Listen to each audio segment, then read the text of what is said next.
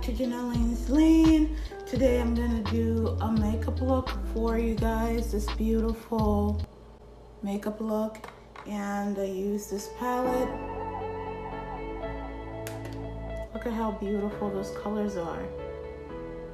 They're so vibrant and beautiful. And I also use Wet n Wild red lipstick for my eyeshadow. I know I didn't use it for my lip, I used it for my eyeshadow. And for my lips, I'm having technical issues today, but let's keep going on with this video. So the one that I use for my lip is the plump color from Wet n Wild. It's darker. It's darker than when I put it on my lips. So there. Thank you guys so much for watching. Please hit that subscribe button so that you can get more content from me, because I will be posting more. Thank you.